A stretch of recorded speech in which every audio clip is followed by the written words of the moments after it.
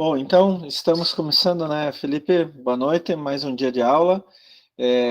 Como a gente estava conversando antes, infelizmente, porque a minha esposa testou positivo, eu tenho que ficar em casa também, né? Eu tava querendo ir para a universidade de qualquer jeito hoje, querendo sair um pouco, hoje e amanhã, mas eu vou ter que ficar em casa. Amanhã eu tenho aula para engenharia de produção, então, mas vou ter que ficar em casa, vou ter que dar aula online mesmo.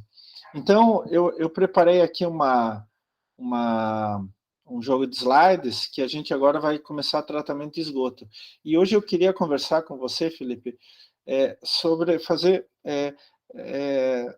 A gente já vai começar alguma coisa de tratamento de esgoto, mas eu queria principalmente fazer uma reflexão sobre a questão do esgoto aqui no Brasil, né? Quero mostrar alguns dados, eu vou até mostrar alguns pequenos vídeos, porque é muito importante que a gente reflita sobre isso. Hoje, o problema de esgoto no Brasil é muito sério, é muito mais sério do que água tratada. Então, a gente já viu o tratamento de água, vimos tudo sobre tratamento de água, e agora vai começar esgoto. Mas, assim, o tratamento de água, apesar que ainda temos deficiências sérias, mas ele é muito mais universal aqui no Brasil do que o tratamento de esgoto. Eu falo universal em chegar mais longe possível, né? Chegar ao maior número de pessoas possível. O universal absoluto seria todo mundo ter água tratada e esgoto coletado e tratado, né? Mas isso não existe. Mas, assim, hoje a água tratada chega a um número muito maior de casas, de lares, de pessoas, do que a coleta e tratamento de esgoto. A coleta de esgoto até tem um número razoável, mas, assim, mesmo assim, é extremamente baixo. Extremamente baixo. Mas o tratamento de esgoto é pior ainda. Poucos lugares, na verdade, no Brasil tratam esgoto. A gente vai mostrar alguns dados e vai discutir um pouco sobre isso. E daí a gente já vai começar a discutir como coletar esgoto para levar até a estação de tratamento. Então, eu vou compartilhar aqui a aula, já deixei separado. E, bom, é, eu tenho, eu tenho uma mesa digitalizadora com caneta, então você não se surpreenda se de repente começarem a aparecer uns riscos aí. Eu acho que eu já dei uma aula assim para você. Então, se aparecerem alguns riscos, é eu que estou usando a caneta aqui. Até estou pegando aqui a caneta para. E assim, Felipe, é, a online tem uma dinâmica um pouco diferente, né? Então, por exemplo, eu gosto muito de falar, você sabe disso, ainda mais sobre questão ambiental sempre, e eu vou falando, vou falando. Como eu não vejo ninguém aqui, eu não estou te vendo, é meio estranho, porque daí eu vou falando, vou falando. Então, se você quiser fazer alguma colocação, tirar alguma dúvida, por favor, me interrompa. Eu estou pedindo encarecidamente, me interrompa. Pode falar, professor, dá um grito aí no microfone. Professor, tem uma pergunta, tem uma colocação, tá? Quando a gente está em sala de aula, eu olho para você, eu tenho o gestor já, eu sei que você vai fazer alguma colocação, né? Mas aqui no online eu não estou conseguindo ver você por causa da tecnologia, né? Não estou conseguindo ver você, então fica um pouquinho mais complicado, tá? Então, na verdade, essa era a aula de semana passada, né? Semana 16. Agora a gente já está na semana 17. E vamos começar a primeira parte de tratamento de esgoto. Eu acho assim, quando a gente começa a falar de esgoto, a primeira coisa que tem que fazer é definir o que é esgoto, né? Assim, uma definição bem rasa, bem geralzona de esgoto, é o termo usado para as águas que, após a utilização, apresentam suas características naturais alteradas. Bom, bem geralzão, né? Então, eu pego água limpa, uso no meu dia a dia, e depois que ela sai do meu uso, as suas características físicas, químicas e biológicas estão bem diferentes, estão bem alteradas. Então, você não pode comparar aquilo que sai do teu uso com aquilo que entrou no teu uso, né? Então, imagine assim, a água tratada que entra na tua casa e a água suja que sai da tua casa em direção ao sistema de coleta de esgoto. Não dá para comparar um com o outro, né? E é interessante que o lodo de esgoto vai adquirir, o esgoto vai adquirir características do seu uso predominante. Então, eu posso ter esgoto comercial, industrial ou doméstico, todos diferentes um do outro, né? Tudo é chamado de esgoto, mas a gente até pode fazer uma subdivisão, né? Esgoto comercial, esgoto industrial, esgoto doméstico. E a gente realmente faz isso, principalmente industrial e doméstico. O comercial, dependendo, ele não varia muito em relação ao doméstico, mas o industrial pode variar bastante em relação ao doméstico. Então, tudo a gente vai chamar de esgoto, ou efluente, como você queira. No dia a dia, a gente chama de esgoto, tecnicamente a gente chama de efluente, né? E assim, o esgoto doméstico, você encontra uma certa homogeneidade em relação às diferentes residências, né? Os diferentes bairros residenciais. Ele é mais ou menos parecido, tem variações, mas é mais ou menos parecido. Agora, em esgoto industrial, não, né? O esgoto industrial ele pode variar muito de empresa para empresa. Uma empresa alimentícia, por exemplo, ela vai ter um esgoto industrial baseado em matéria orgânica, alguma coisa assim. Uma empresa de tinta vai ter esgoto industrial baseado em pigmento, metal pesado e etc. Então, no caso do esgoto industrial, ele varia muito de empresa para empresa. O caso do esgoto doméstico, ele não varia muito de casa para casa. Pode variar, claro, mas não varia assim, não é um extremo e outro, como é no caso de esgoto industrial. Tem uma norma, né, que trabalha com esgoto sanitário, uma norma da BNT, a NBR, deixa eu marcar aqui, NBR 9648, você não precisa decorar esse número, eu não decoro, que é o estudo e concepção de sistemas de esgotamento sanitário. O procedimento, como fazer um sistema de esgotamento sanitário. Então, lá define o que é esgoto, e a gente usa muito essa definição dessa norma para como não seria como uma definição oficial do Brasil, mas assim uma definição um pouquinho mais detalhada. Eu pelo menos eu gosto de usar assim. A gente fala nessa definição que esgoto é o despejo líquido constituído de esgoto doméstico e industrial. Aqui ele não faz essa diferenciação com o comercial, ele considera o comercial dentro do doméstico. Mas também não é só isso, né? É a água de infiltração e a contribuição pluvial parasitária, que a gente chama de contribuição pluvial parasitária. Então, você vê que esgoto sanitário para a BNT, para essa norma 9648, não é só esgoto doméstico industrial. Tem mais água de infiltração e contribuição pluvial parasitária.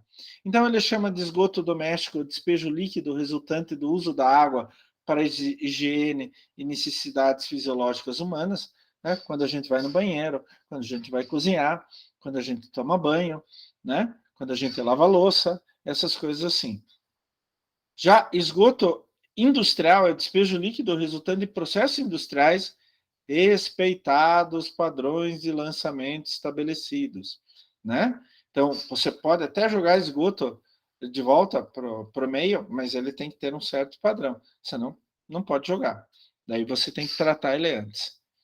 Agora, essa norma da BNT ainda considera esgoto sanitário mais dois outros fatores que a gente normalmente não pensa, mas eles têm razão em fazer isso.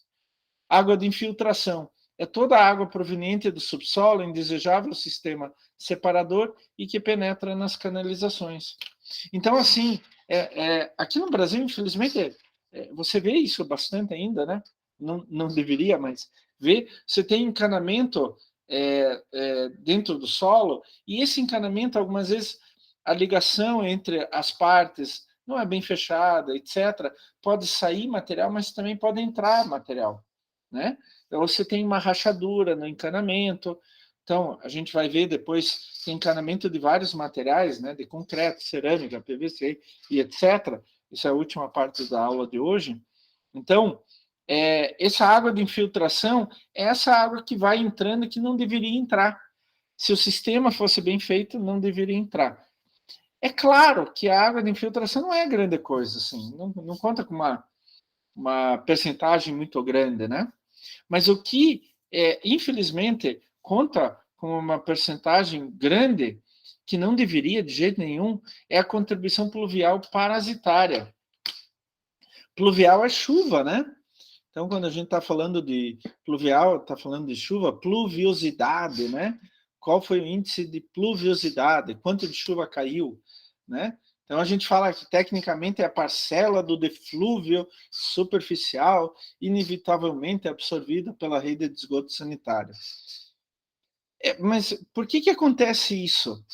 Infelizmente, a gente ainda tem em muitos lugares do Brasil uma questão que é até proibida por lei, não poderia acontecer isso, né? Esses, como se chama da rua, as bocas de lobo, ou droga, Bueiro? o bueiro, o bueiro. O bueiro é para coletar água de chuva. Normal, é para isso mesmo. Então a chuva cai na rua, o bueiro vai lá e coleta para não formar aqueles rios. E daí o bueiro, ele pode levar, por exemplo, até um rio mais próximo, um fundo de vale, etc. Por quê? É só a água da chuva. Tem a sujeira das ruas e tudo, mas é basicamente a água da chuva. O problema é que tem muitos bueiros que estão ligados ao sistema de esgoto, de coleta de esgoto, né? Então, acaba aumentando muito a quantidade de esgoto, mas com algo que não é esgoto. Por isso que a gente chama de contribuição pluvial parasitária, porque é como um parasita. Ele vai engordando o esgoto, mas sem precisar fazer isso, né? Então, ele vai fazendo com que tenha quantidade cada vez maior de esgoto sem precisar, porque essa água não precisaria ser, no primeiro momento, tratada, né? Então, imaginar que o esgoto não é só o esgoto doméstico e industrial, mas tem a água de infiltração e, infelizmente, a contribuição pluvial parasitária. Esses dois últimos, então, a água de infiltração e contribuição pluvial parasitária, o certo não deveria acontecer, né? Esse é o certo. E assim, não sei se você já pensou, mas é bem interessante. Claro que varia de local para local, mas em média, o esgoto tem 99,9% de água e 0,1% de sólidos. Então, a água, obviamente, vem de usar a água potável para vários sistemas, indústria, comércio e casas, né? Residências, e daí sempre se mistura alguma coisa, sólido grosseiro, areia, sólido sedimentável, sólido dissolvido. E assim, como o esgoto recebe muito de restos humanos, por exemplo, o esgoto normalmente tem uma quantidade muito grande de micro-organismos patogênicos, aqueles que causam doenças.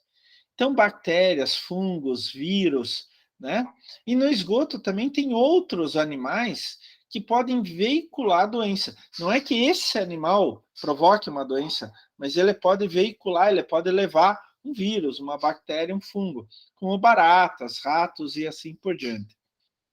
Hoje, aqui no Brasil, a gente calcula, mais ou menos, tá? Um número aproximado, que a gente deve ter 700 mil internações por ano só de pessoas que ficam doentes por causa de alguma doença que veio junto com o esgoto, tá?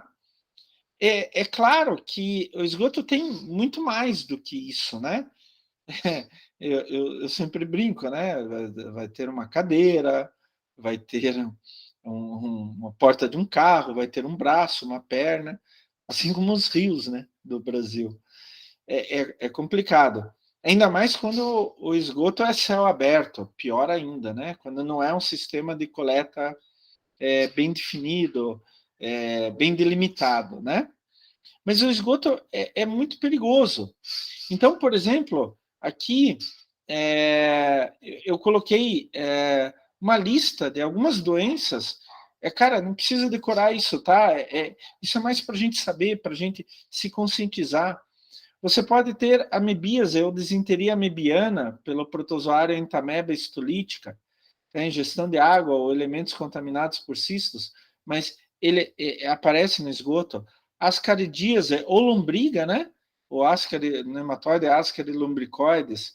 Ancilostomose, que do Necator americanus e do Ancilostoma duodenale. A cólera, nossa, volte e meia, quando dá enchente assim, seguido, tem epidemias de cólera nesses lugares, né? Que é uma bactéria Vibrio cholerae, que a pessoa vai andando no meio da água, da enchente, e essa água misturada com um monte de coisa, inclusive esgoto, daí ela pode pegar cólera. Disenteria bacilares. A leptospirose também, né, professor? Exatamente. A leptospirose, se não me engano, é um vírus, leptospira. Não, eu não sei se é um vírus, acho que é uma bactéria, que sai na urina dos ratos, né? Daí quando tem enchente, o rato faz bastante xixi de medo, e é assim mesmo, tá? E daí vai se espalhando a leptospira pela água da enchente, né? E o mesmo pode acontecer no esgoto, porque tem rato dentro do esgoto, né? A disenteria bacilar com a shigella, a esquistossomose com o Schistosoma mansoni, a febre amarela com flavivírus, a febre paratifoide com salmonela, com diferentes espécies de salmonela, febre tifoide também com salmonela, tif, hepatite com vírus da hepatite A, e assim por diante, né? Agora tem uma coisa muito interessante, Felipe, que a gente está passando pela pandemia de Covid-19, e quem causa a Covid-19 é um vírus chamado SARS-CoV-2, é parente dos vírus da influenza, que provocam os diferentes tipos de gripe. E assim, alguém teve uma ideia em algum lugar do mundo analisar se tinha SARS-CoV-2 em esgoto, e acharam. Em vários lugares do mundo, inclusive em Curitiba. Pessoal da Universidade Federal do Paraná coletou amostras de esgoto, acho que junto com a Sanepar, e encontraram SARS-CoV-2 em amostras de esgoto. Agora, o mais interessante é que as empresas de saneamento tiram amostras, analisam, mas elas normalmente guardam uma parcela da amostra para, se precisar repetir a amostra, tiver algum problema e tal, guardam, né? Congelam. E foram pegar amostras, por exemplo, na China, de antes do primeiro caso de Covid-19. O primeiro caso de Covid-19 foi em dezembro de 2019, novembro, dezembro. Uns 2 meses antes já tinha o SARS-CoV-2, o vírus SARS-CoV-2 no esgoto, né? Já tinha esse vírus no esgoto. E assim, vários trabalhos mostrando a quantidade e diversidade enorme de vírus que tem no esgoto. É bem complicado isso. É bem complicado. E o esgoto pode ter muitas outras coisas, né? Por exemplo, aqui em Curitiba é muito comum, a gente já falou isso em relação aos rios, mas os rios são contaminados por causa do esgoto. A gente tem muito antibiótico, anti-inflamatório e anticoncepcional nos nossos rios. Por quê? Quando uma pessoa toma antibiótico, anti-inflamatório, anticoncepcional via oral, ele tem que tomar uma dose cavalar. Por quê? Muito é perdido. Se fosse aplicar direto na veia, a dose seria bem menor. A concentração seria bem menor. Mas como passa primeiro pelo aparelho digestório, a concentração tem que ser muito alta. E muito disso é eliminado depois nas fezes e na urina. Para onde vai? Para o esgoto. Se o esgoto é ligado direto ao rio, pior ainda. Mas não passa pelo sistema de tratamento de esgoto, né? As nossas estações não estão preparadas para isso. Então, a estação de tratamento de esgoto limpa a água, mas não tira isso. E daí a água limpa volta para o rio, e o rio é contaminado com antibiótico, anti-inflamatório e anticoncepcional. É bem complicado isso daí. Então, esgoto pode ter um monte de coisa. E assim, a gente tem um monte de legislação sobre esgoto, né? Tem o CONAMA 357/2005 sobre o lançamento de efluentes no corpo receptor, sobre qualidade de água do corpo receptor, padrões de portabilidade, padrão de balneabilidade, a gente também tem legislação específica para lodo de esgoto, para lodo de estação de tratamento de esgoto, tratamento de água, e um monte de coisa. Então, tem legislação federal, legislações estaduais, até legislações internacionais existem sobre isso, né? Mas, assim, não adianta nada ter a legislação se a gente não cumpre a legislação, né? A gente tem um problema muito sério aqui no Brasil, que, apesar da nossa legislação ambiental ser extremamente ampla, né, abrangente, completa, a gente ainda tem muito problema ambiental. Com essa legislação ambiental, a gente não devia ter problema ambiental, mas a gente tem, e um dos problemas é exatamente com esgoto, né? A gente devia ter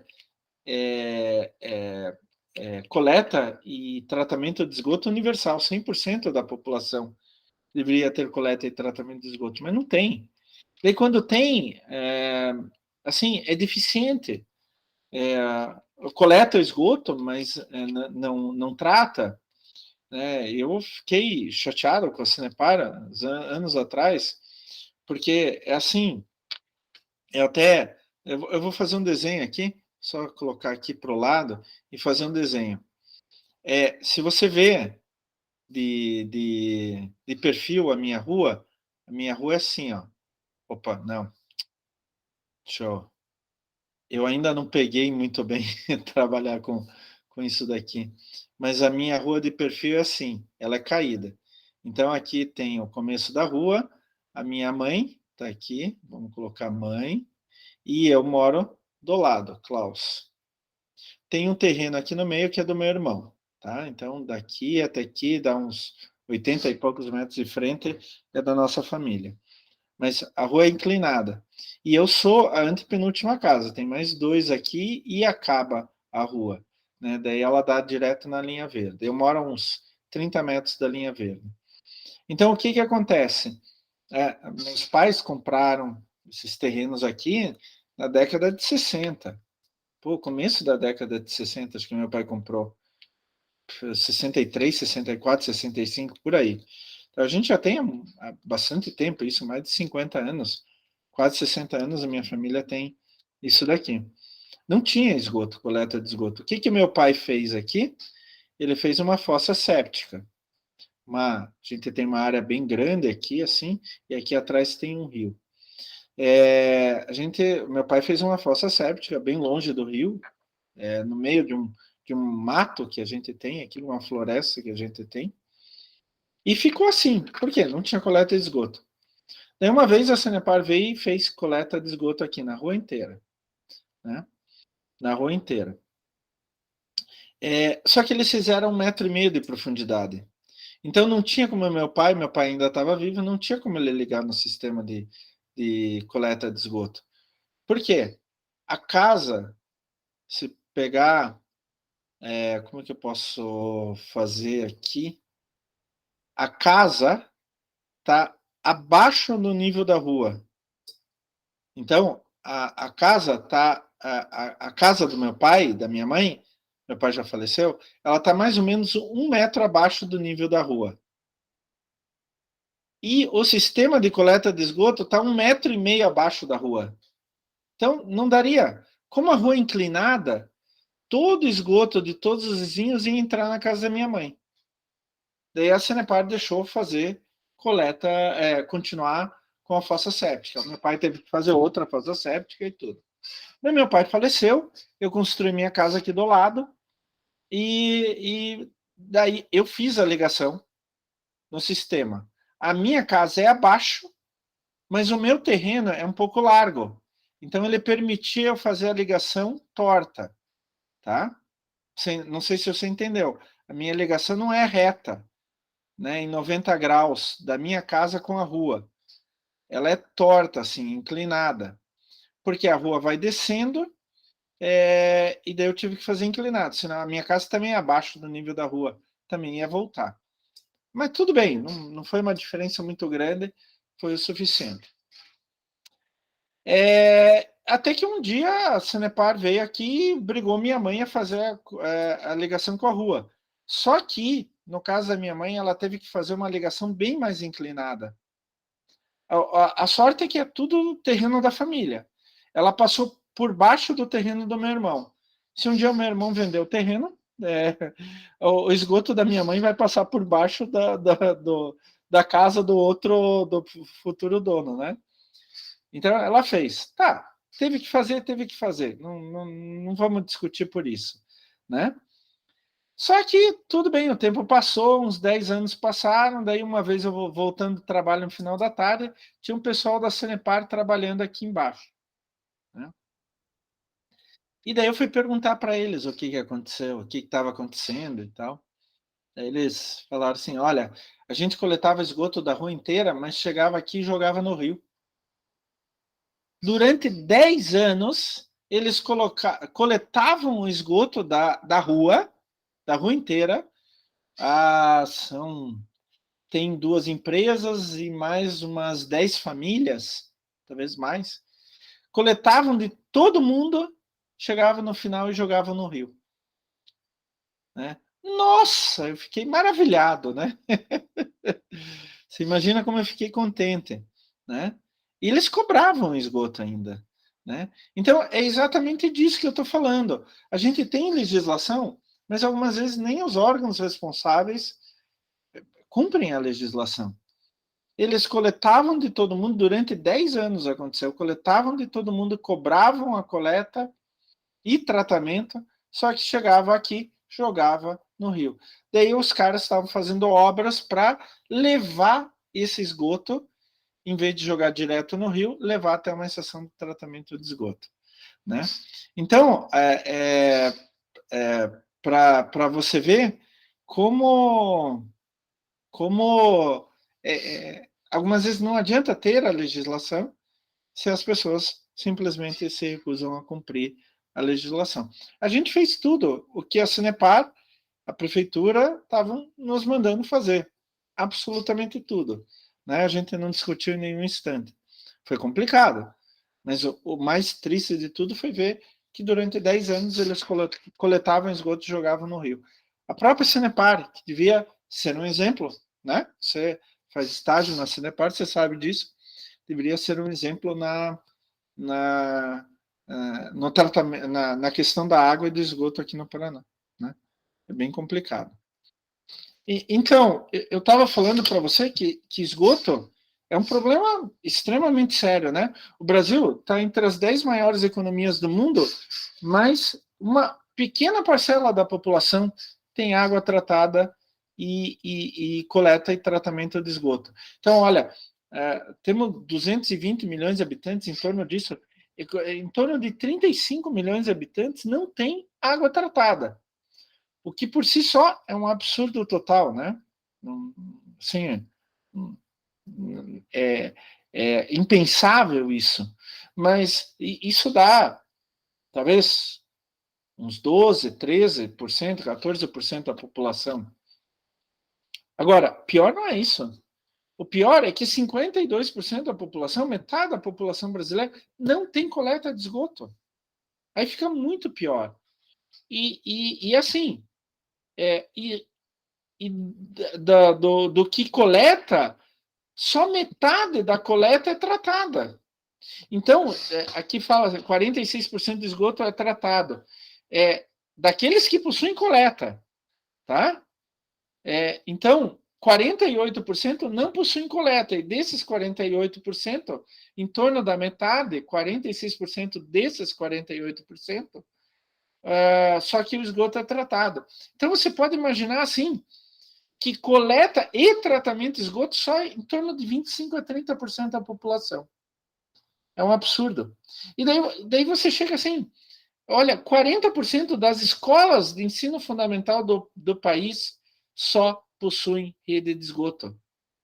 Então, a cada 10 escolas de ensino fundamental, 6 não têm rede de esgoto. Se calcula que, em média, por ano, tem quase 300 mil pessoas internadas por causa de diarreias e outras doenças causadas pela falta de saneamento. Mistura do esgoto com o dia a dia das pessoas. E desses quase 300 mil internados, 50% são crianças. Olha que absurdo. Eu gosto desse gráfico, ele é de 2015, mas ele traz muito bem o problema que a gente passa. Quanto maior a parcela da população com acesso ao saneamento, menores os índices de mortalidade infantil. Então, se você fazer uma correlação estatística, isso daqui é uma correlação estatística, tá? Então, você faz uma linha de tendência. Aqui, isso dá para fazer até no Excel. Você manda ele calcular uma linha de tendência, ele vai fazer, na verdade, uma correlação estatística. Aqui é a taxa de mortalidade infantil, né? Por 1000. Por 1000. Então, aqui é 180 por 1000 crianças. Né? 150 por 1000 crianças, e etc. E aqui é população com acesso ao esgotamento sanitário. Então, quando eu tenho 100% da população com acesso a esgotamento sanitário, eu quase não tenho mortalidade infantil. É claro que a mortalidade infantil conta outras coisas, não são só doenças ligadas ao esgotamento sanitário, né, ao esgoto, a coleta e tratamento de esgoto. Né? Aqui eles falam crianças de até 5 anos de idade. O Brasil, mais ou menos 80% da população tem acesso ao saneamento, não significa tratamento. Aqui ele está falando basicamente de coleta de esgoto, para o esgoto não se misturar com o dia a dia das pessoas. Né? Então, a gente está até num ponto bom da curva, né? Mas podia estar num ponto bem melhor na curva. Agora, tem países que têm menos do que 20% da população com acesso ao esgotamento sanitário, e olha aqui os níveis de mortalidade infantil, né? Chega até quase 150 crianças por 1000, né? Número de crianças até 5 anos de idade falecidas por 1000 nascidos vivos. Então, a cada 1000 que nascem vivos, 150 aqui, quase 150, vamos dizer assim, uns 140 aqui, morrem antes de completar 5 anos de idade. Aqui no Brasil é bem menos, por causa do acesso. Agora, se a gente tivesse mais acesso ao esgoto sanitário, fosse universal, daí a nossa mortalidade infantil seria ainda menor. Aqui eu coloquei dados bem interessantes de atendimento de água e esgoto nos estados brasileiros no ano de 2017. Tá? Então, aqui é por porcentagem. Deixa eu pegar aqui a minha caneta. Olha que interessante, no norte, mais ou menos 60% da população tem acesso à água, só 10% dos municípios são atendidos por esgoto, né? E só 22% do esgoto é tratado e tem 55% de perda. Se a gente pegar aqui no sul, olha só, são dados bem melhores, né? O sudeste ainda é melhor que o sul, o centro-oeste é razoavelmente bom, mas e o nordeste é bem ruim, né? Então, olha aqui, ó, aqui 90% das pessoas têm acesso à água tratada, né? 44% dos municípios têm atendimento total de esgoto. 45% do esgoto é tratado e tem um índice de perdas relativamente mais baixo, de 36,5%. Né? No Brasil é 83%, 52, 46 e 38. Então, você pode ver que mesmo aqui no sul do Brasil, ou no sudeste, que são as regiões mais economicamente desenvolvidas, culturalmente desenvolvidas, em termos de educação, mesmo assim, a gente não tem atendimento universal, né? Todas as casas, todas as pessoas terem acesso à água tratada e coleta e tratamento de esgoto com baixos índices de perdas, né? Esse índice de perda na distribuição é quando estoura aqueles canos e voa água para tudo que é lado, né? Aqui em casa aconteceu no final do ano passado, no rio que passa aqui atrás de casa, tem um encanamento de água tratada que atravessa o rio. E quando atravessa o rio, ele fica no ar. E bem no meio do rio tem uma junção de dois canos. E essa junção começou a vazar. Ela não estourou, né? Mas começou a vazar, começou a sair bastante água. Mas não estourou. Daí eles tiveram que vir, foi complicado, que trazer o equipamento ali, tem muita árvore em volta, é um parque, assim, sabe? Tipo um mini parque, tal. Foi difícil trazer o equipamento, daí eles colocaram aquelas garras de ferro para segurar ali e tal, e agora não vaza mais, né? Então, mesmo aqui no sul, no sudeste, que é mais rico, que é mais conscientizado e tudo mais, a gente não tem coleta e tratamento universal. Agora, é bem interessante que algumas pessoas não acreditam, mas a gente tem um preconceito muito grande contra pobres, negros, mulheres. A nossa sociedade é muito ruim, é muito preconceituosa. A nossa sociedade é muito racista.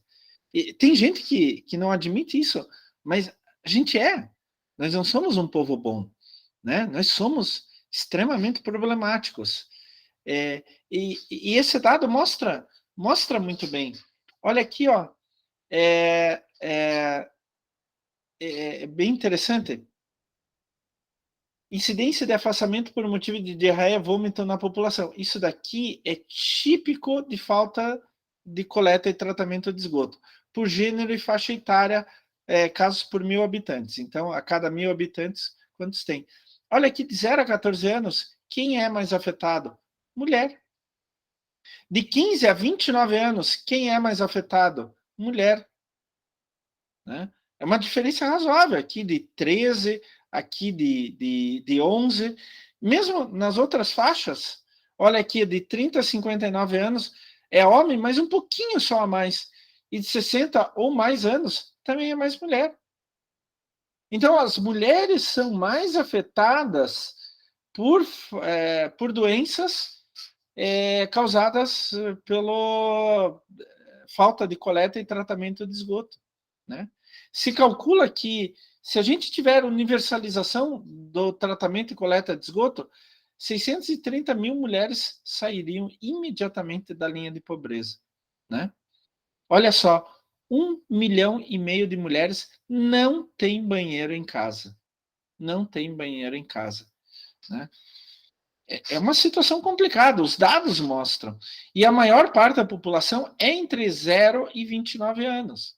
A gente é uma pirâmide relativamente nova. Então, as mulheres sofrem mais com a falta de tratamento, né? Mas assim, e também as famílias pobres. Então, no Brasil como um todo, quem morava em domicílio, dados de 2017, quem morava em domicílio sem acesso à água e ao serviço de coleta de esgoto, ganhava menos da metade, ou em torno da metade de uma pessoa que residia em moradia com acesso integral ao saneamento. Eu não estou falando em relação a uma pessoa rica, que tem uma casa grande, não. Eu estou falando em relação a uma pessoa que tem uma casa com água tratada, coleta e tratamento de esgoto. Que não precisa ser rico. Eu não sou rico, tenho. Né? Felipe, eu acho que você não é rico, mas você tem acesso à água tratada, coleta e tratamento de esgoto, né? E alguns dados em reais mostram assim, como é importante você expandir o saneamento, né? Como é importante isso, né? Por quê? Quando você expande o saneamento, você, em primeiro lugar, diminui o custo com saúde, né? Você aumenta a produtividade do trabalho, porque as pessoas ficam menos doentes. Tem valorização imobiliária. Pô, quem que vai querer comprar de livre e espontânea vontade um terreno que não tem água tratada nem coleta de esgoto? Aumenta o turismo também. E tem muitos lugares paradisíacos aqui no Brasil que poderiam ter um grande fluxo de turistas, né? Então, assim, você acaba aumentando a renda gerada pelo investimento, pelo aumento de operação, impostos e etc. Então, você acaba arrecadando ou deixando de gastar muito dinheiro. Claro que tem investimento, tem aumento de despesas da família, que daí tem que pagar a conta de água e esgoto, né? Mas o custo-benefício é bem maior. Então, acaba tendo um lucro, apesar do dinheiro que eu gasto para expandir o saneamento, né? Aqui, não, aqui aqui foi no período, deixa eu marcar até bem, aqui foi no período de 2004 a 2017. Então, esses foram aqui por ano, e aqui é no período inteiro de 2004 a 2016. Perdão, são dados de 2017. Então, se calcula que nesse período de 2004 a 2016, a gente teria um lucro de 200 bilhões de reais. Apesar dos gastos, olha, eu vou gastar 220 bilhões em investimento, gastei 220 bilhões em investimento e 166 bilhões em despesas extras da família para pagar água e esgoto. Mas tudo que eu economizei ou ganhei a mais, dá um valor muito mais alto. Esse próximo dado aqui é uma projeção, né, de 2016 a 2036. Né? Esses dados são de 2017, foram publicados em 2017. Mas olha só, desse período de 2016 a 2036, se a gente aplicar na expansão do saneamento brasileiro, provavelmente a gente vai gastar em torno de 400 bilhões de reais no total, ou 19, 20 bilhões por ano. Só que a gente vai ter um retorno, um benefício, ou retorno financeiro, ou deixar de gastar de 1,5 trilhão de reais. 1 trilhão 520 bilhões de reais. Quer dizer, nesse período de 2016 a 2036, 20 anos, a gente teria um lucro, eu quero que você entenda, lucro entre aspas, né? Porque eu vou ter maior arrecadação, mas eu vou deixar junto com maior arrecadação, produtividade, eu vou deixar de gastar com saúde, né, e etc. Então, a gente teria um lucro, entre aspas, de 1 trilhão 125 milhões de reais. Olha, vale a pena ou não vale a pena fazer coleta e tratamento de esgoto, né? Esses são alguns indicadores socioeconômicos e de saneamento aqui no Brasil, né? Também de 2017, são os dados mais novos que a gente tem, infelizmente, né? 33 milhões de pessoas sem água, sendo 16% da população. 95 milhões de pessoas sem coleta de esgoto, quase metade da população, né? A gente tem 5 mil... 700 mil, 145, 5 bilhões de metros cúbicos de esgoto não são tratados. Então, mais ou menos 45% do esgoto tratado sobre a água consumida. Foram investidos 1.000 milhões, só 10 bilhões de reais em 2017. Isso dá, cada habitante, o governo, para cada habitante do Brasil inteiro, o governo investiu R$ 55 em esgoto em 2017. Só. Teve em torno de 260 mil internações e 2.340 óbitos por doenças por veiculação hídrica, por causa do esgoto, né? Foi calculada a renda média por mês de pessoas que têm saneamento básico nas suas casas e pessoas sem saneamento básico. Então, olha só, nas pessoas com saneamento básico, a renda é R$ 2.500 por mês. Era, né, em 2017. Sem saneamento básico, R$ 1.500 por mês. R$ 1.000 a menos. Isso é preconceito. Isso se chama preconceito. Então, os governos, eles vão fazer primeiro a rede de esgoto nos bairros mais ricos, de coleta e tratamento de esgoto. Depois vão pensar nos bairros mais pobres, né? A escolaridade média é de 9 anos e meio das pessoas que têm saneamento básico e 8 anos das pessoas que não têm saneamento básico. E olha só para você ver a diferença que faz na renda ter ou não saneamento básico.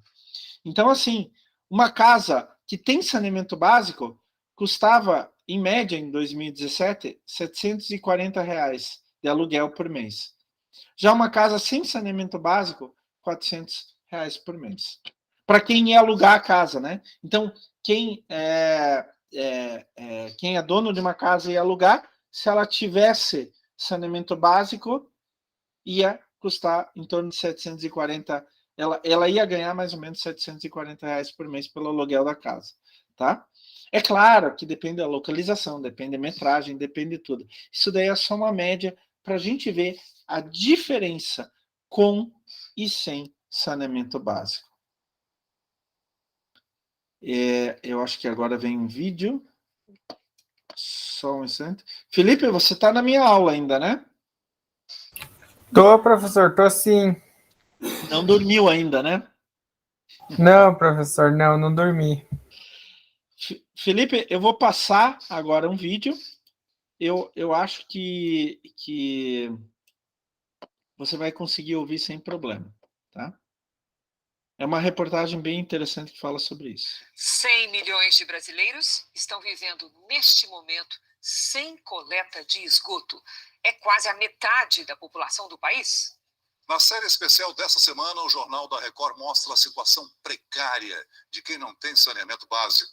Um descaso histórico responsável pela morte de milhares de pessoas. Quando chove é quando as pessoas também dão descarga e o cheiro sobe bastante. É horrível a gente acordar de manhã cheiro de urina. O saneamento é parte fundamental para a saúde pública. Teve uma virose, porque a água estava vindo marrom. Passando mal, com náuseas, e eu acabei levando para o hospital.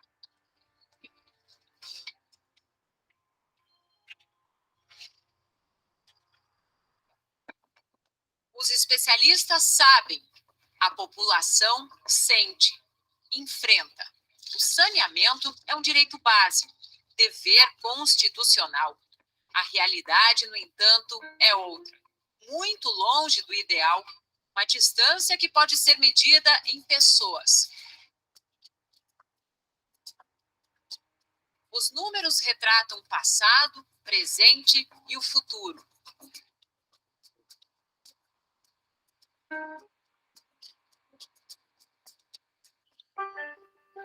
Na zona leste de São Paulo, Patrícia convive com um esgoto correndo por baixo de casa. O encanamento, quando tem, é todo improvisado. Aqui tem um que desce praticamente perto da minha janela. Quando as pessoas dão a descarga, vem todo para fora. Aí tem um duto ali bem para cima, que vem todo para aí. Quando chove, é aquela cachoeira. Para não ver o esgoto batendo na porta de casa, os próprios moradores improvisaram uma laje. Mas quando chove, transborda. Vem roupa, calcinha, sutiã, entendeu? Fezes, corre no meio da rua. As crianças não podem brincar na rua porque a rua é contaminada. Mãe de 3 filhos, Patrícia mantém a limpeza em dia, pelo menos dentro de casa. Uma tentativa de preservar a saúde da família. Aqui vocês convivem com muito bicho, rato, aparece bastante rato. Bastante rato. E quando a gente sai também, se vacilar, quando a gente chegar, tem visita em casa. Aqueles ratinhos peçonhentos. Mas tem que manter a limpeza, senão, não for a limpeza, eles entram. Porque o esgoto céu aberto, né? A Aline trabalhou num hospital estadual nesta região de São Paulo. Entre os inúmeros casos que atendeu, relembro de uma mãe que deu à luz e pediu para o bebê ficar mais uns dias internado. Ela queria arrumar o lugar onde iam morar em uma comunidade. Com tudo pronto, foi buscar o filho. E uma semana depois, a criança voltou com diarreia. O bebê, o que acontece? Ele vai apresentando, né, o quadro de diarreia, porque às vezes os pais nem sabem o que é. E vai causando uma desidratação tão grande que o bebê precisa repor, né, tudo aquilo que ele está perdendo. E aí pode chegar a evoluir até para um óbito. Um estudo feito pelo Instituto Trata Brasil traz um panorama do saneamento básico no país e suas consequências diretas. Em um ano, foram mais de 270 mil internações hospitalares por doenças decorrentes da falta de abastecimento de água, tratamento de esgoto e limpeza.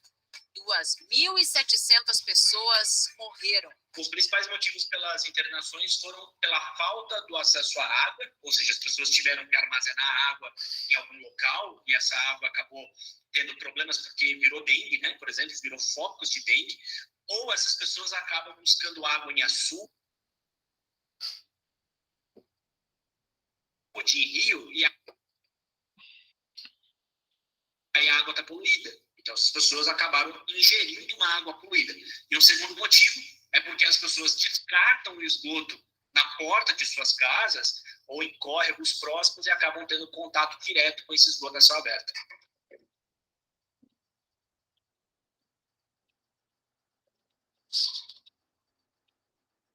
Este é o caminho que todo o esgoto gerado no Brasil deveria fazer.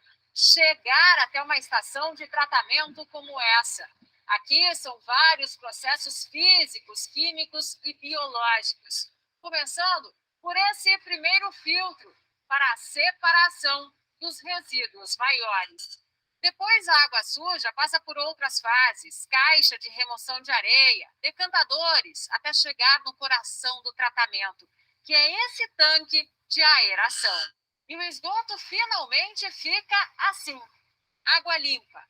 Ainda não é potável, não pode beber, mas é usada na indústria e na agricultura. Existem outros países que dão outros usos, mas aqui no Brasil a gente tem caminhado muito forte com esses usos de água de reuso, inclusive lavagem de ruas. O marco legal do saneamento, sancionado em julho do ano passado, tem como meta levar água potável a 99% da população brasileira até 2033.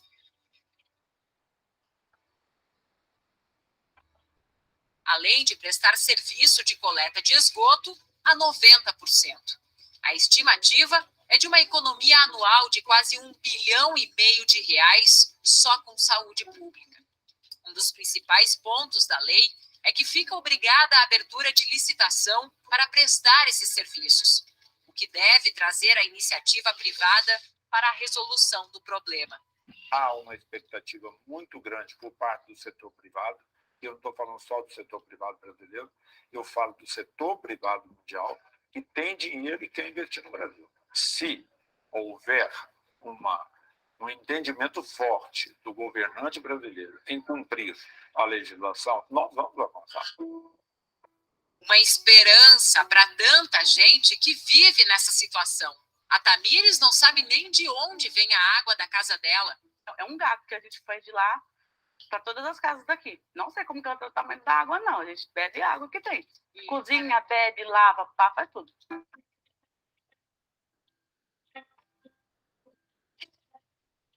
Eu queria que toda finalzinho de tarde a gente se saísse para a rua, ficasse sentado, conversando, eles correndo, brincando, mas não dá para fazer isso.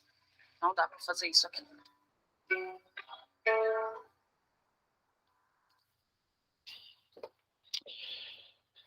Pois é, né, Felipe?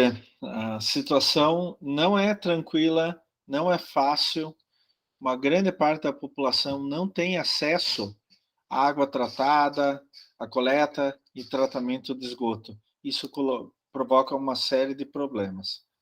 Eu quero mostrar mais um videozinho para você, exatamente sobre isso, para você ficar mais pensativo ainda. O abastecimento d'água e o saneamento das cidades agravam-se com o aumento imprevisto das populações. Com a formação espontânea das vilas, dos bairros e dos aglomerados, as cidades crescem de repente, criando-se sérios problemas de higiene social. Olha aí, esse problema não é novo, é bem antigo, viu? Ano vai, ano vem, e tem um indicador no Brasil que praticamente não muda. Quase metade dos brasileiros não tem acesso à rede de esgoto. São 2.600 municípios. Pelo menos 455 não têm nem água encanada, de acordo com os dados do Sistema Nacional de Saneamento. Sobrevivem com carro-pipa, cisterna, poço com dessalinizador. São cidades inteiras que não têm o que muita gente nem valoriza porque acha que é básico. Sim, básico, o nome já diz, né? Saneamento básico. Quando a gente olha os dados no detalhe, as coisas pioram. Eu fui buscar informações para entender o que é feito com os recursos do FGTS. Isso mesmo, a poupança compulsória dos trabalhadores com carteira assinada. A gente ouve que ele financia a construção civil, mas não só.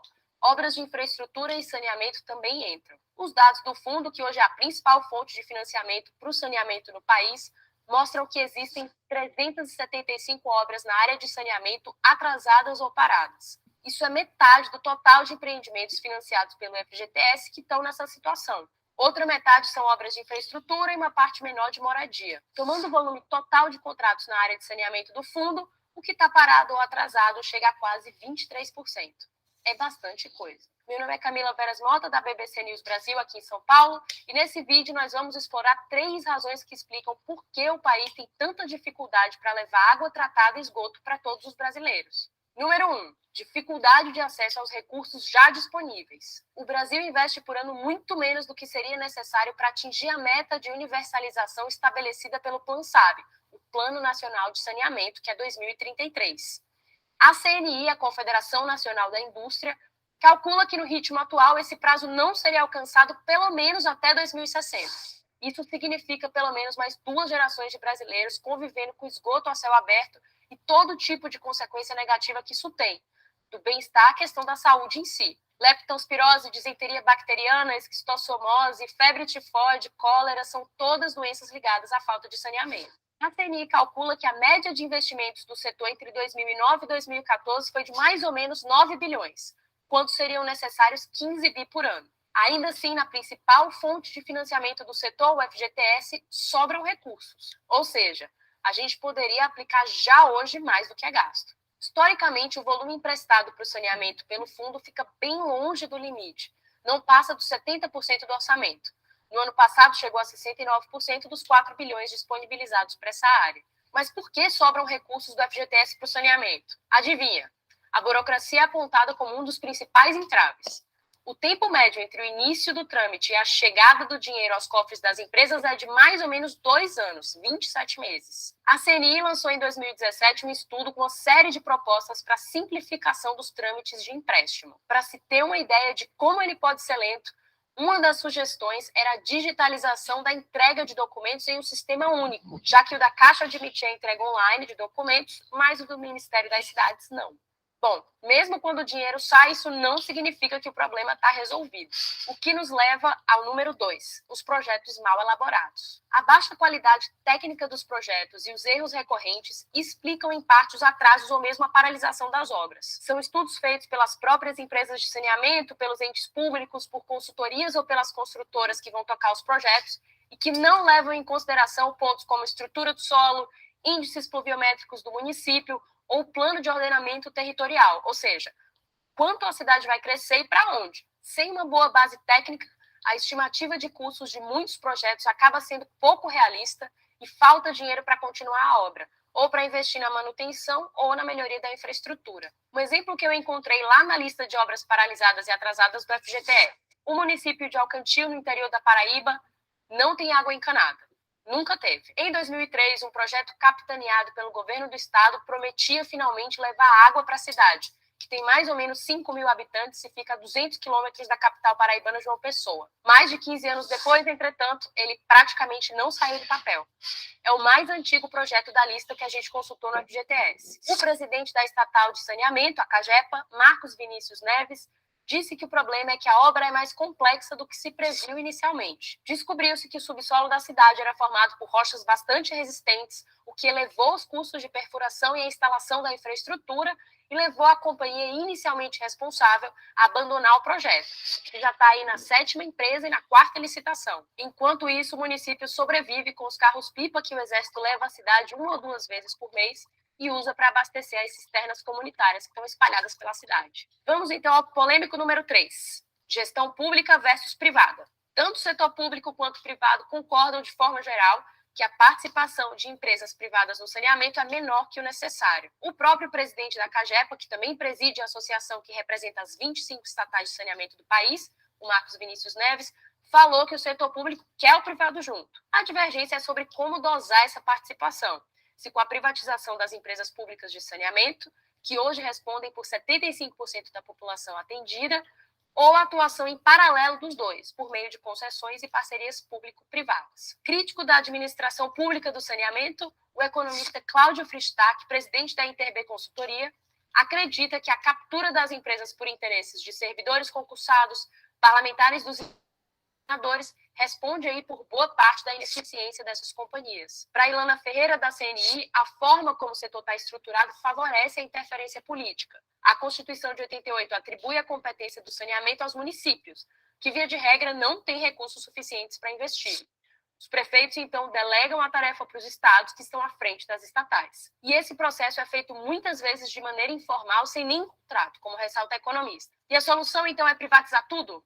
Calma aí. A gente tem exemplos no Brasil que alimentam argumentos de todos os lados do debate. Há casos de cidades geridas por empresas privadas com péssimos indicadores, como Manaus, de cidades servidas por estatais de capital misto e com bons indicadores, como Franca em São Paulo e Cascavel no Paraná, casos de remunicipalização de serviços que haviam sido concedidos à iniciativa privada, como Itu em São Paulo, e de privatizações bem-sucedidas do ponto de vista da ampliação do atendimento, caso da Gaúcha Uruguaiana. Internacionalmente, o assunto também está longe de ser consenso. Há casos famosos de remunicipalização em Paris e Berlim, que, para aqueles que defendem a manutenção do setor de água e esgoto nas mãos do Estado, mostram que a concessão à iniciativa privada não funciona. Quem argumenta do lado contrário, por sua vez, afirma que a reestatização, no caso de Paris, foi influenciada por um forte componente político, já que Bertrand Delanoë, prefeito eleito pelo Partido Socialista, tinha uma agenda bem estatizante. No caso de Berlim, de acordo com um estudo feito pela GEO Associados, o problema teria sido a falta de transparência no processo de seleção dos investidores privados. O que a gente tira disso tudo é que não existe fórmula pronta e que cada caso precisa ser analisado na sua minúcia.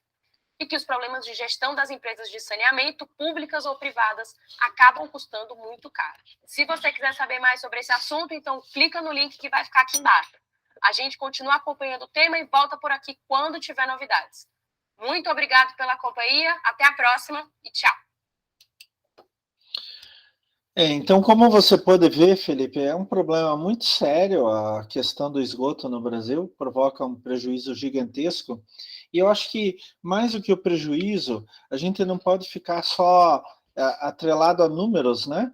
A gente tem que pensar o que isso traz para cada pessoa. Imagine você vivendo num lugar onde que tem esgoto à tua volta, o esgoto cai pela tua janela, você não pode entrar e sair de casa sem pisar no esgoto, as crianças não podem brincar do lado de fora porque está tudo contaminado. Então, é complicado isso daí, é bastante complicado isso daí, né? Então, o que a gente vai ver nesse final de aula e nas próximas aulas é o chamado ciclo do esgoto, né?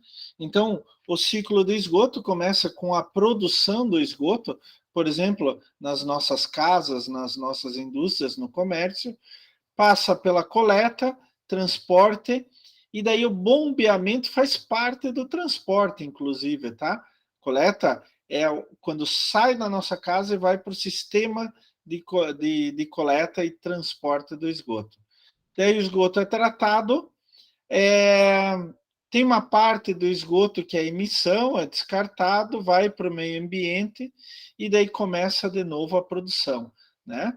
Então, aqui eu saio com água limpa, ou água teoricamente limpa, né? Então, eu tenho uma parte que é lodo, eu tenho uma parte que é outro tipo de resíduo, etc.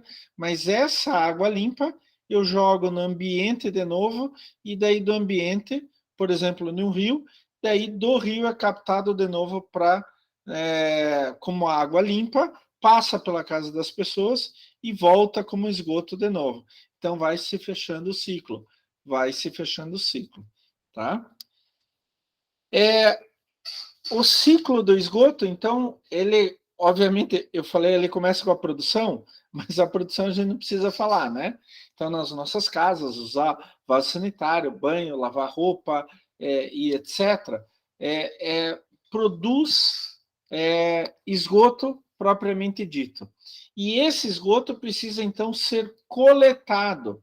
Tem alguns termos que a gente precisa ver bem nesse sistema de coleta de esgoto. O primeiro termo é a chamada rede coletora. Então, a gente fala que rede coletora é o conjunto constituído por ligações prediais, daí aqui prédio é toda a construção, né? Não precisa ser de apartamentos, por exemplo, de vários andares, uma casa de um andar, uma casa térrea, aqui é considerado um prédio.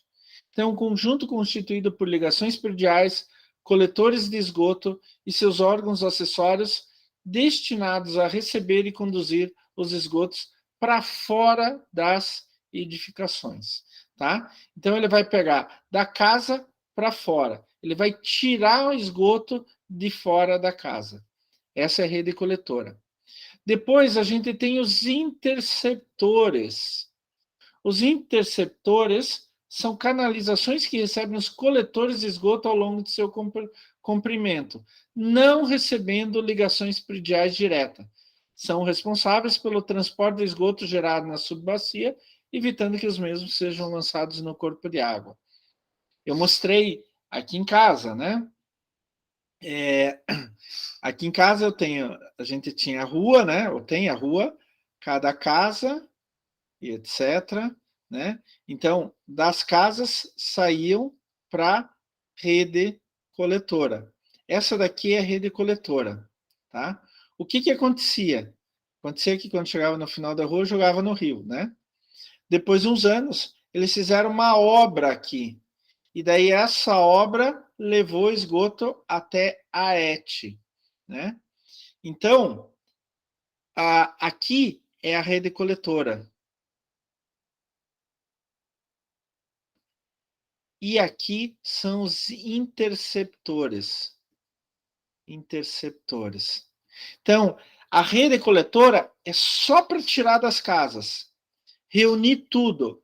E daí, a partir daí, quando eu tenho o conjunto do esgoto de várias casas, vai depender da rua, vai depender do tipo de sistema de coleta de esgoto, etc., eu vou levar até os interceptores.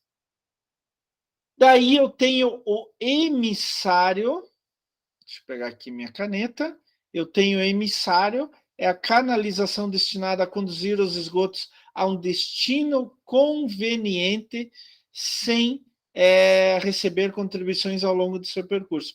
Então, este daqui, voltar só ao desenho anterior, esse daqui é o emissário.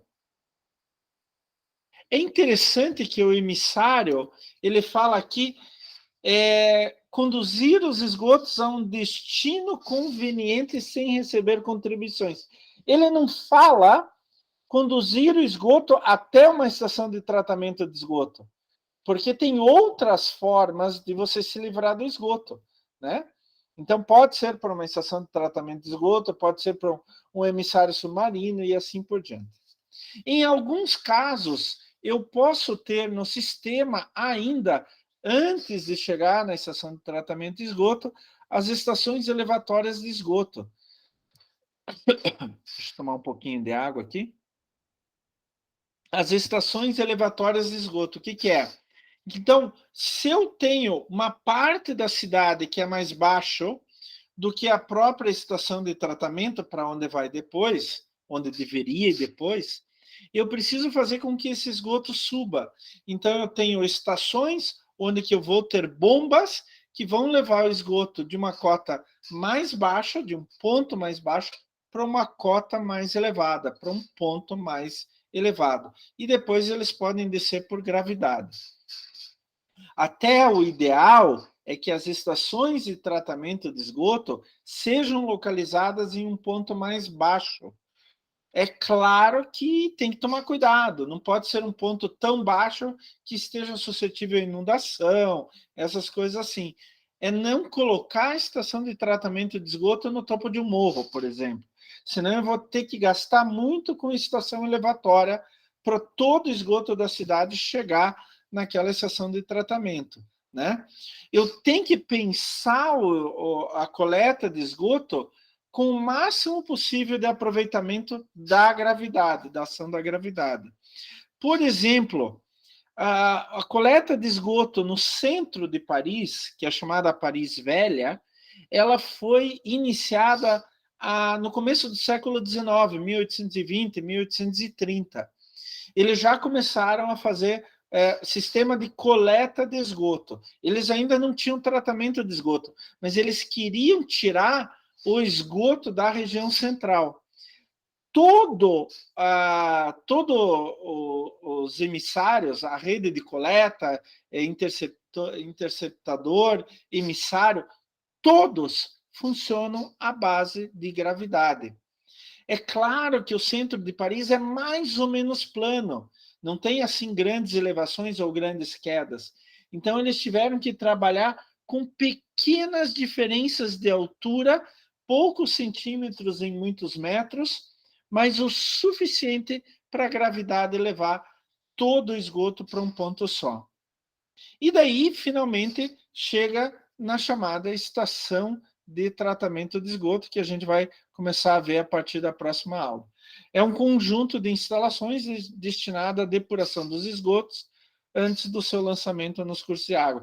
Então, eu coleto o esgoto, levo até a estação de tratamento, ela vai limpar este esgoto de poluentes em geral, mas principalmente matéria orgânica, e daí ela considera essa água limpa e manda de volta para os rios. E daí começa tudo de novo. Daí a gente já viu no tratamento de água, né? O rio vai servir de manancial, onde vai se coletar água para ser tratada e mandada para a casa das pessoas, né? É assim que funciona, mais ou menos. O que nos interessa na aula de hoje é exatamente a coleta de esgoto, né? Então, eu posso ter, por exemplo, o chamado sistema unitário, onde os esgotos sanitários e a água de origem pluvial, aqui pluvial é chuva, né? São conduzidos a seu destino final dentro da mesma tubulação. Então, aqui eu tenho, aqui é a chuva, ó, pluvial, chuva. Então, cai chuva e sai o esgoto e vai para a mesma tubulação. Então, tem a mesma rede coletora, os mesmos interceptadores e os mesmos emissários, até chegar à estação de tratamento de esgoto, tá? Então, sai das casas e sai das ruas para o mesmo sistema, tá? Quando chove muito, porque a água da chuva vai junto com o esgoto, quando chove muito, fica muito volume de líquido, né? Não vou nem falar volume de água, fica um volume de líquido gigantesco. Então, nesse sistema unitário, tem que ter um extravasor para dias de muita chuva. Só que o problema desse extravasor, sai chuva e esgoto ao mesmo tempo, tá? Qual que é o problema desse sistema unitário? É um volume muito grande que não precisaria ser tratado todo, né? Então, você não precisa tratar a água da chuva. É claro que a água da chuva não é 100% pura, ela não é potável, ela pode vir com várias coisas, inclusive relacionada à poluição do ar, etc, etc, etc. Né? Óxidos de nitrogênio, óxidos de enxofre, que inclusive pode se transformar na própria atmosfera em poluentes secundários. ácido nítrico, ácido sulfúrico, e daí vai formar a chuva ácida, né? A chuva também, quando cai no solo, por exemplo, a chuva cai numa rua, ela vai coletando tudo que tiver ali, né? Então ela vai levando coisas ruins também. O professor da PUC uma vez fez um trabalho mostrando restos de pneu na água pluvial, na água que cai da chuva e vai sendo coletada nos bueiros. Por quê? Quando você vai andando de carro, né, ônibus, caminhão, moto, bicicleta, o pneu vai se desgastando, ele vai soltando micropartículas, tá? Essas micropartículas ficam na superfície da rua, junto do asfalto. Algumas até são incorporadas no asfalto, principalmente em climas mais quentes, mas muitas não. Daí bate a chuva e leva aquelas partículas, vai para o bueiro. E se eu tenho um sistema unitário que junta esgoto e junta a água da chuva, vai levando essas partículas também, tá? Mas, como eu falei, a chuva não é 100%, mas não dá para comparar a qualidade da água da chuva com a qualidade do esgoto. A chuva é bem melhor, né? Então não precisaria, talvez, ser tratada. Daí a gente tem também o chamado, esse que é o ideal, o sistema separador absoluto, né? O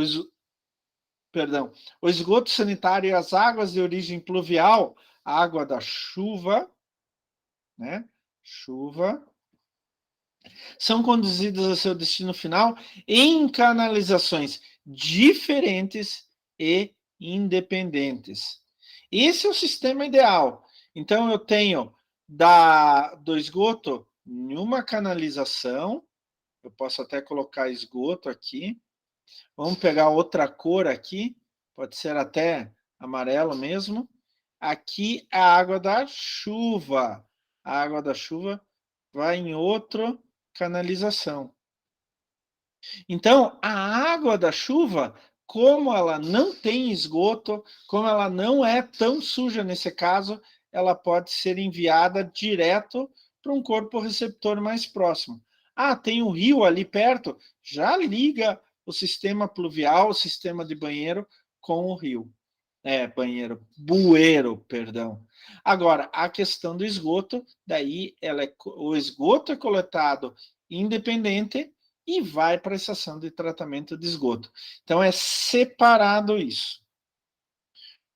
Eu acho que talvez um dos grandes problemas, e até foi falado na reportagem ali da BBC News, né? Tem vários problemas. Você viu que dinheiro a gente tem para fazer esgotamento sanitário, né? O FGTS são bilhões e bilhões e bilhões de reais que tem ali disponíveis para isso.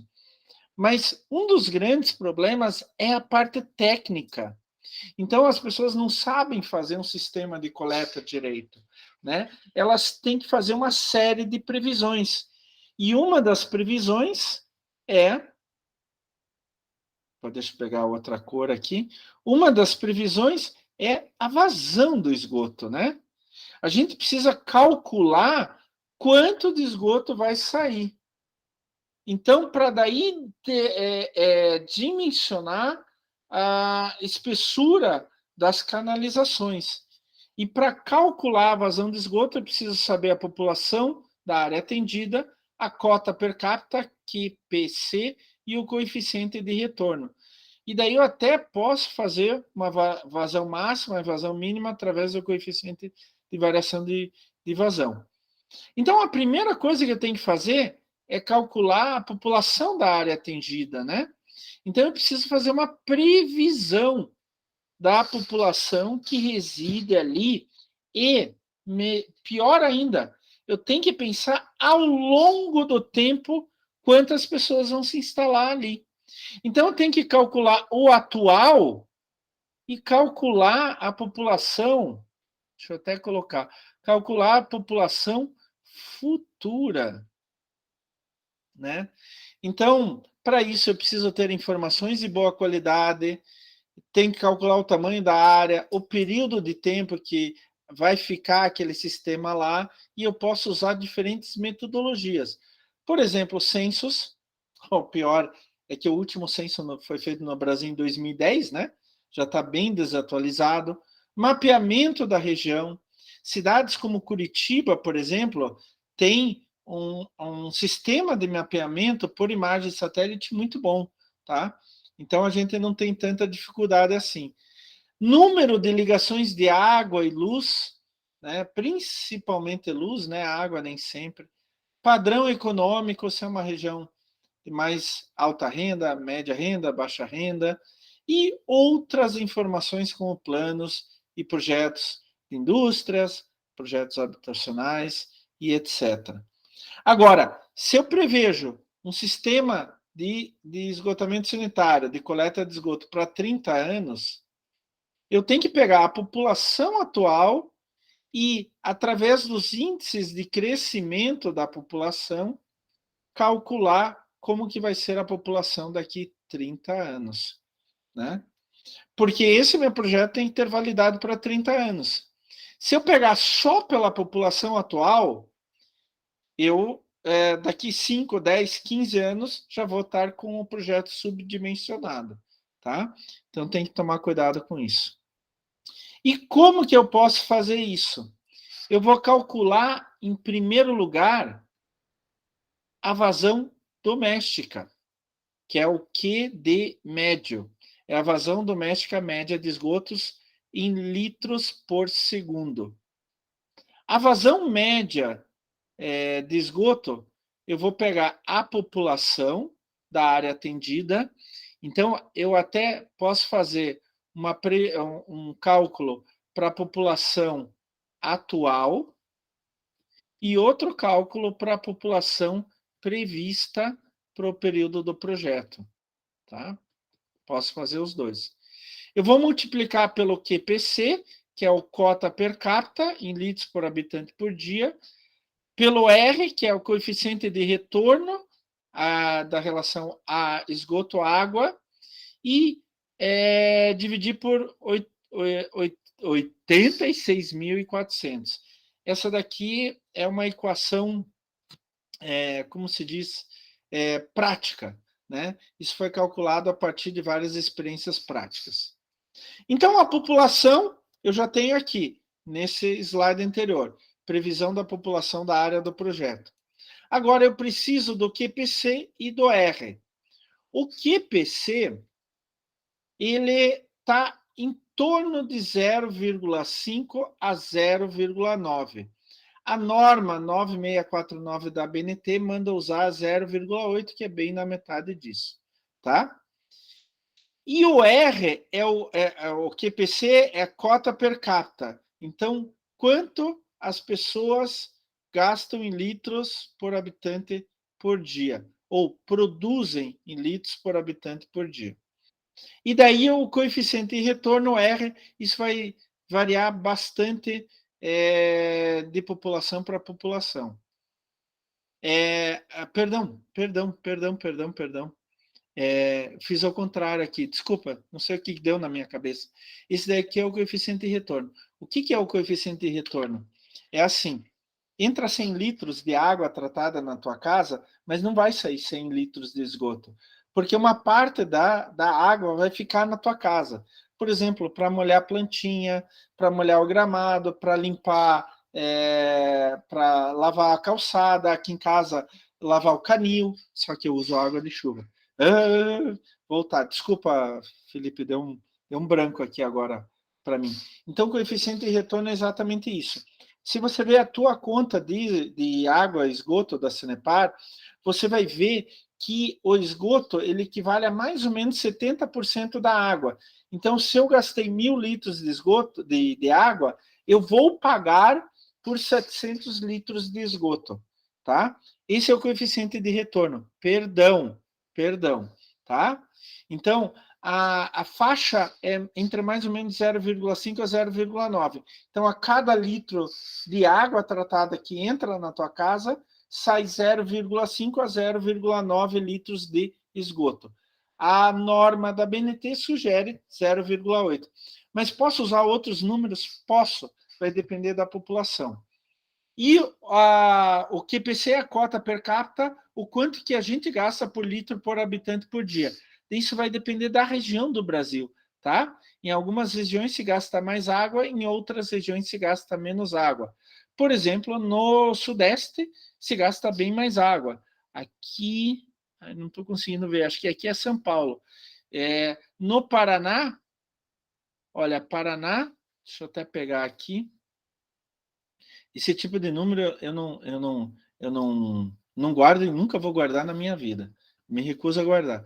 No Paraná, é mais ou menos 128 litros por habitante por dia. Então, você gasta na tua casa em torno de 130 litros por dia. Só você. Eu gasto na minha casa em torno de 130 litros por dia. Então, isso conta tudo, né? Tomar banho, vaso sanitário, etc. Então, mas depende muito da casa, depende muito da renda familiar, depende muito dos costumes. Então, eu tenho água de chuva nos vasos sanitários. Então, o vaso sanitário, para mim, gasta menos. Eu não gasto a água tratada nos vasos sanitários, né? A gente tem o costume de tomar banho mais curto. Daí eu tenho aquela torneira monocomando, que tem a memória da temperatura, etc. Então, eu tenho várias... Eu não gasto água tratada para limpar canil, para jogar água na grama, nas plantas, ou lavar calçada. Tudo água de chuva. Então, eu gasto menos. Mas, para ter uma média, então, a gente faz... para calcular a vazão doméstica, a gente pega uma média da região. Então, por exemplo, a vazão doméstica seria a população, X, versus, aqui no Paraná, o QPC, 128, porque cada habitante gasta em torno de 128 litros de água por dia, vezes a taxa de retorno, digamos que aqui no Paraná seja 0,7, isso significa de cada 1 litro de água tratada que entra na casa, sai 0,7 na forma de esgoto, sobre 86.400. Daí eu tenho a vazão doméstica média de esgoto em litros por dia, tá? Daquela região. Digamos que vou pegar no meu bairro, tem 10 mil pessoas no meu bairro, tá? Então eu vou fazer essa conta, eu vou ter quantos litros de esgoto eu vou gerar, aliás, não é por dia, perdão, é por segundo, tá? Então, é mais ou menos assim que a gente gasta, a gente calcula a vazão das casas para calcular uma rede coletora. Isto é a rede coletora que sai das casas, mas essa rede coletora ela vai se encontrar nos interceptores. E esses interceptores podem ser feitos de diferentes materiais, como, por exemplo, tubo cerâmico, concreto, PVC, ferro fundido e aço, né? Antigamente, era muito comum ferro fundido e cerâmico. Daí passou durante um bom tempo concreto e depois o PVC. Tubos de aço para interceptores é muito caro, então normalmente não se faz. Como que eu posso escolher qual vai ser o material do meu interceptor?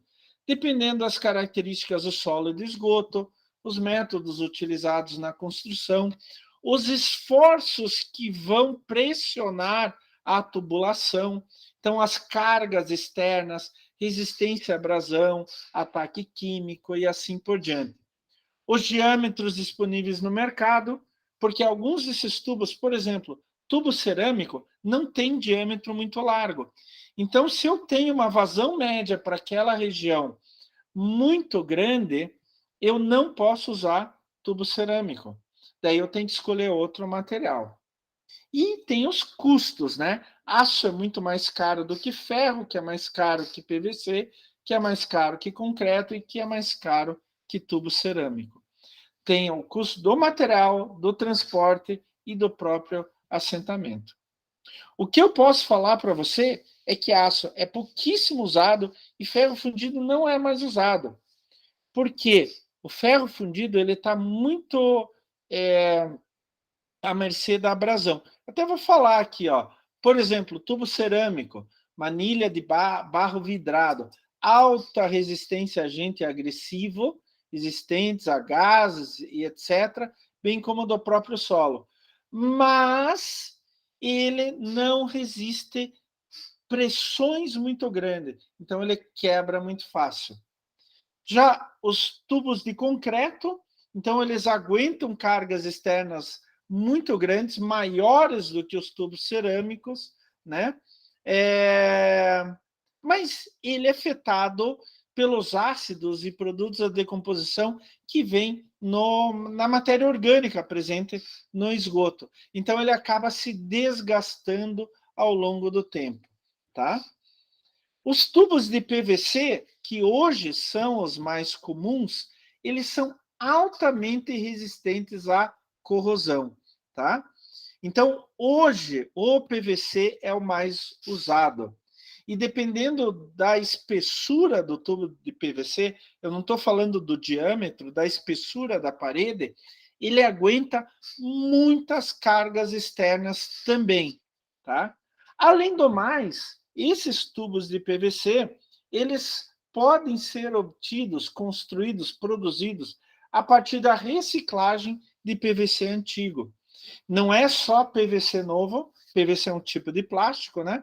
Não é só PVC novo, mas também PVC antigo. Tem os tubos de ferro fundido, né? Antes eles eram utilizados largamente. Hoje, só em elevatórias, em estações elevatórias de esgoto, tá? É bem pouco. Também em casos específicos, como travessias aéreas, que a gente chama de escoamento livre, onde não tem uma base segurando, então tem que atravessar alguma coisa, passagens sobre rios, mas principalmente sobre rios. É o caso aqui que eu falei para você, mas aqui era uma tubulação de água tratada, não do esgoto, mas assim, a água tratada vem por debaixo do solo e atravessa o rio no meio. Então fica uma parte no ar, tá? Ele é muito fácil de montar e desmontar, porque uma parte é ligada à outra através de parafusos, né? Eu só tirar os parafusos, eu já posso desmontar. Qual é o problema do tubo de ferro fundido? É a corrosão. Então, quando vai o esgoto ali, ele tem um monte de ácidos, né?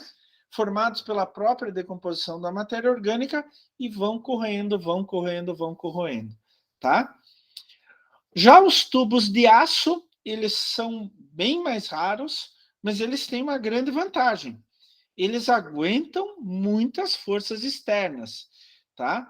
Então, quando vai atravessar debaixo da água, por exemplo, que tem todo o peso da água, ou em grandes vãos e etc., ele é usado. Ele tem uma grande resistência à ruptura externa.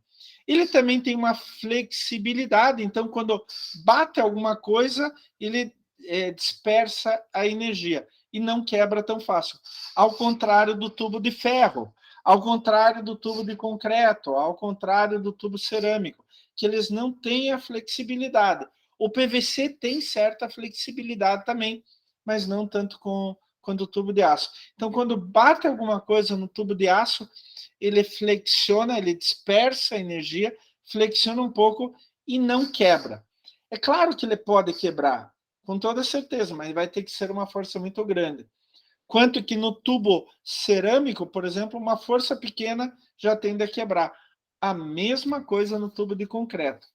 O tubo de PVC, ele tem uma certa flexibilidade, ele não quebra tão fácil. A rede coletora, Felipe, pode ter uma série grande de problemas. E isso você consegue ver no dia a dia, né? Algumas vezes até na saída aqui da casa, na rua, né? Por exemplo, obstrução no sistema coletor devido ao despejo inadequado de materiais na rede coletora. Então, olha, aqui até tem exemplos, eu coloquei fotos aqui que mostram muito bem isso. Ó. Olha, está totalmente ocupada, até a boca, né? E olha tipos de materiais que saem da rede coletora, né? Que o pessoal vai jogando.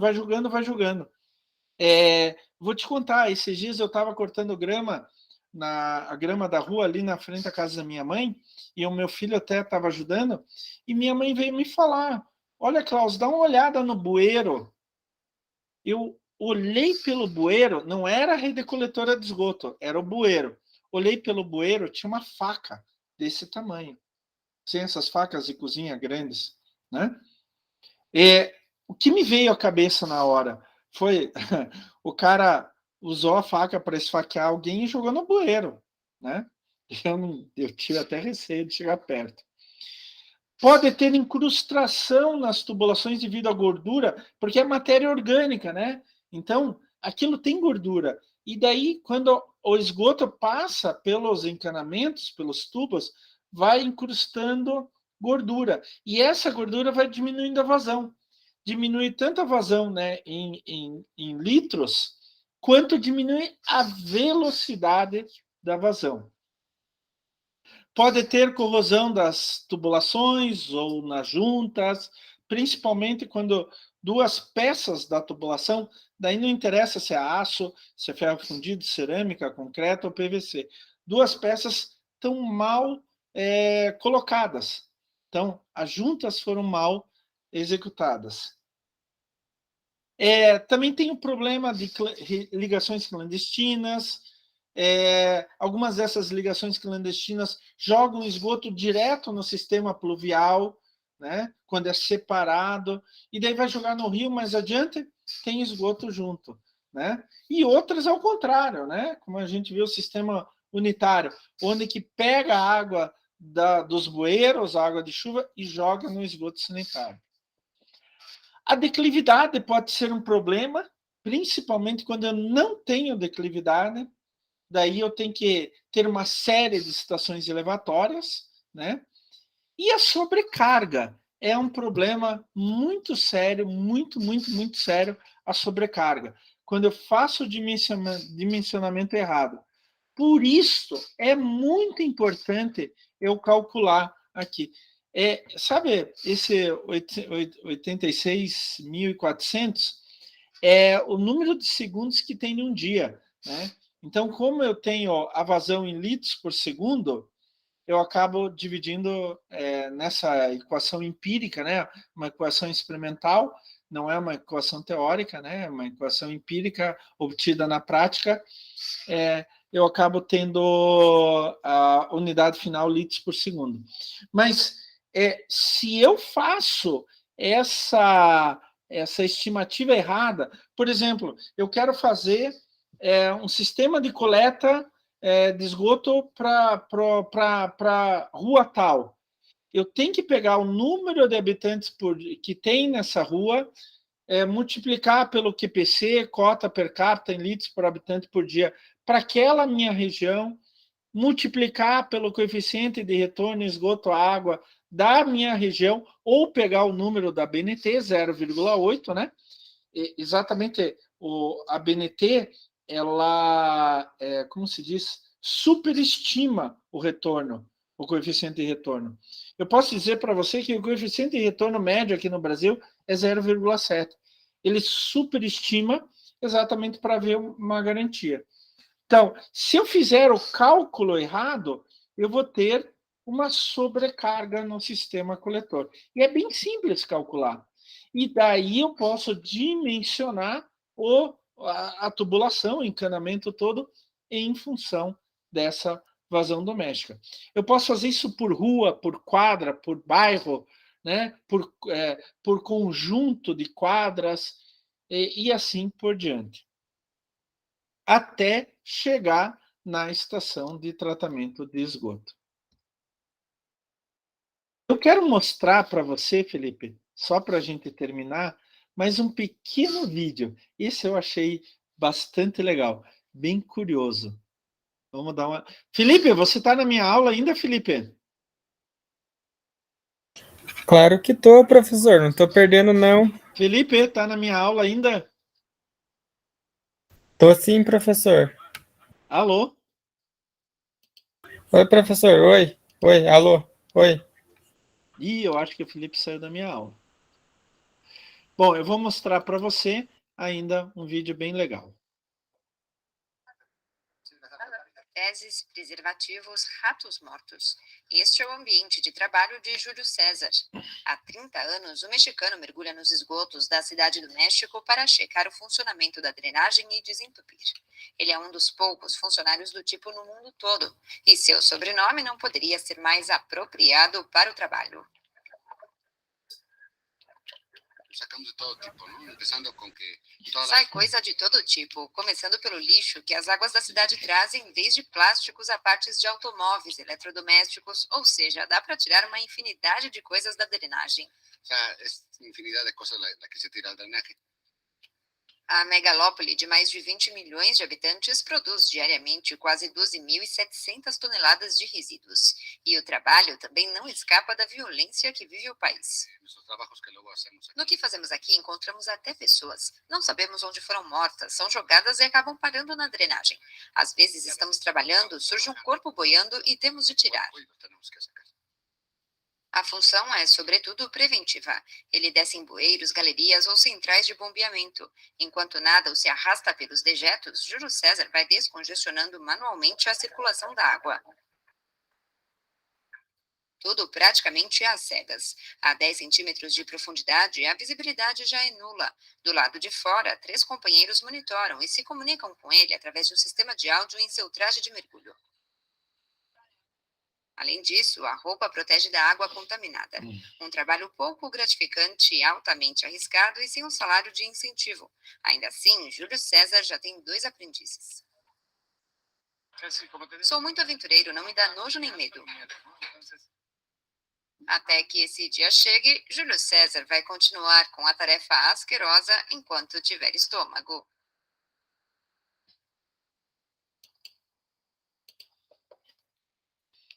Então, chegamos ao final da nossa aula.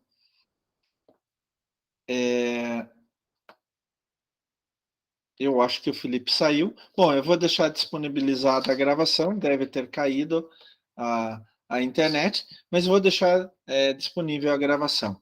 Chegamos ao final da aula.